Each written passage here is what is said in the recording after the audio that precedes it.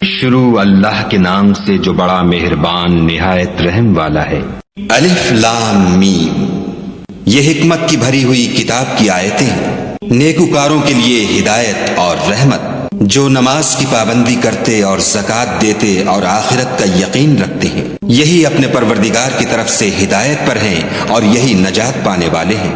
اور لوگوں میں بعض ایسا ہے جو بےہودہ حکایتیں خریدتا ہے تاکہ لوگوں کو بے سمجھے خدا کے رستے سے گمراہ کرے اور اس سے استہزاء کرے، یہی لوگ ہیں جن کو ذلیل کرنے والا عذاب ہوگا۔ اور جب اس کو ہماری آیتیں سنائی جاتی ہیں تو اکڑ کر منہ پھیر لیتا ہے، گویا ان کو سنا ہی نہیں، جیسے ان کے کانوں میں ثقل ہے، تو اس کو درد دینے والے عذاب کی خوشخبری سنا دو۔ جو لوگ ایمان لائے اور نیک کام کرتے رہے ان کے لیے نعمت کے باغ ہیں، ہمیشہ ان میں رہیں گے، خدا کا وعدہ سچا ہے اور وہ غالب حکمت والا ہے۔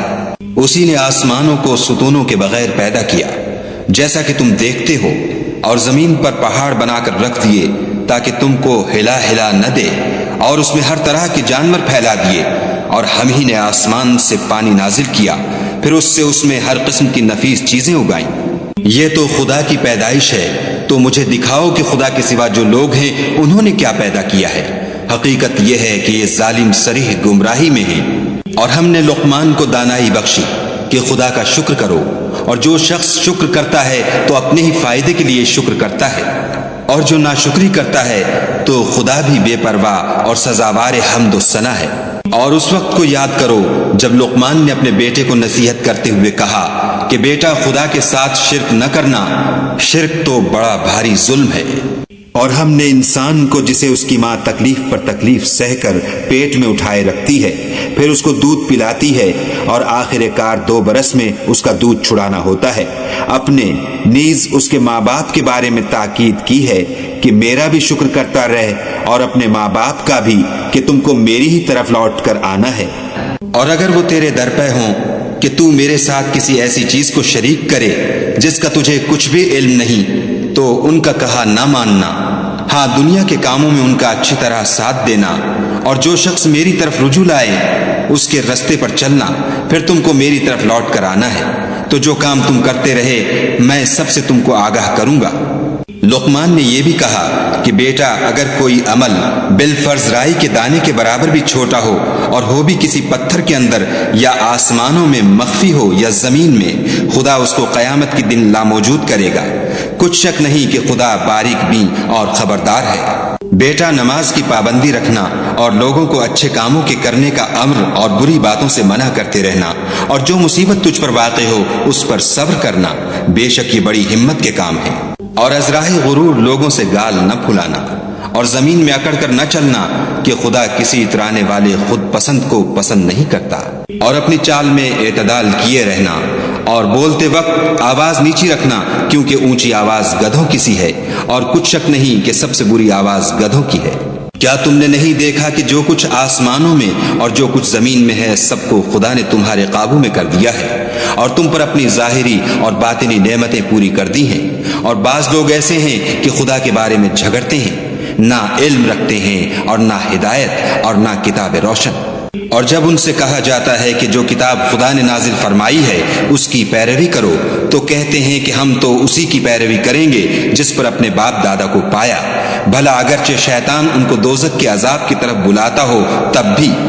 اور جو شخص اپنے تئیں خدا کا فرما بردار کر دے اور نیکوکار بھی ہو تو اس نے مضبوط دستاویز ہاتھ میں لے لی، اور سب کاموں کا انجام خدا ہی کی طرف ہے۔ اور جو کفر کرے تو اس کا کفر تمہیں غمناک نہ کر دے، ان کو ہماری طرف لوٹ کر آنا ہے، پھر جو کام وہ کیا کرتے تھے ہم ان کو جتا دیں گے۔ بے شک خدا دلوں کی باتوں سے واقف ہے۔ ہم ان کو تھوڑا سا فائدہ پہنچائیں گے، پھر عذاب شدید کی طرف مجبور کر کے لے جائیں گے۔ اور اگر تم ان سے پوچھو کہ آسمانوں اور زمین کو کس نے پیدا کیا، تو بول اٹھیں گے کہ خدا نے۔ کہہ دو کہ خدا کا شکر ہے، لیکن ان میں اکثر سمجھ نہیں رکھتے۔ جو کچھ آسمانوں اور زمین میں ہے سب خدا ہی کا ہے، بے شک خدا بے پرواہ اور سزاوار حمد و ثنا ہے۔ اور اگر یوں ہو کہ زمین میں جتنے درخت ہیں سب کے سب قلم ہوں، اور سمندر کا تمام پانی سیاہی ہو، اور اس کے بعد 7 سمندر اور سیاہی ہو جائیں، تو خدا کی باتیں یعنی اس کی صفتیں ختم نہ ہوں۔ بے شک خدا غالب حکمت والا ہے۔ خدا کو تمہارا پیدا کرنا اور جلا اٹھانا ایک شخص کے پیدا کرنے اور جلا اٹھانے کی طرح ہے۔ بے شک خدا سننے والا دیکھنے والا ہے۔ کیا تم نے نہیں دیکھا کہ خدا ہی رات کو دن میں داخل کرتا ہے اور وہی دن کو رات میں داخل کرتا ہے، اور اسی نے سورج اور چاند کو تمہارے زیر فرمان کر رکھا ہے، ہر ایک ایک وقت مقرر تک چل رہا ہے، اور یہ کہ خدا تمہارے سب اعمال سے خبردار ہے۔ یہ اس لیے کہ خدا کی ذات برحق ہے، اور جن کو یہ لوگ خدا کے سوا پکارتے ہیں وہ لغو ہیں، اور یہ کہ خدا ہی عالی رتبہ اور گرامی قدر ہے۔ کیا تم نے نہیں دیکھا کہ خدا ہی کی مہربانی سے کشتیاں دریا میں چلتی ہیں تاکہ وہ تم کو اپنی کچھ نشانیاں دکھائے؟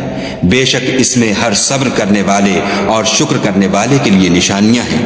اور جب ان پر دریا کی لہریں سائبانوں کی طرح چھا جاتی ہیں تو خدا کو پکارنے اور خالص اس کی عبادت کرنے لگتے ہیں، پھر جب وہ ان کو نجات دے کر خشکی پر پہنچا دیتا ہے تو بعض ہی انصاف پر قائم رہتے ہیں، اور ہماری نشانیوں سے وہی انکار کرتے ہیں جو عہد شکن اور ناشکرے ہیں۔ لوگوں اپنے پروردگار سے ڈرو اور اس دن کا خوف کرو کہ نہ تو باپ اپنے بیٹے کے کچھ کام آئے اور نہ بیٹا باپ کے کچھ کام آ سکے۔ بے شک خدا کا وعدہ سچا ہے، بس دنیا کی زندگی تم کو دھوکے میں نہ ڈال دے، اور نہ فریب دینے والا شیطان تمہیں خدا کے بارے میں کسی طرح کا فریب دے۔ خدا ہی کو قیامت کا علم ہے، اور وہی میں برساتا ہے، اور وہی حاملہ کے پیٹ کی چیزوں کو جانتا ہے کہ نر ہے یا مادہ، اور کوئی شخص نہیں جانتا کہ وہ کل کیا کام کرے گا، اور کوئی متنفس نہیں جانتا کہ کس سرزمین میں اسے موت آئے گی۔ بے شک خدا ہی جاننے والا اور خبردار ہے۔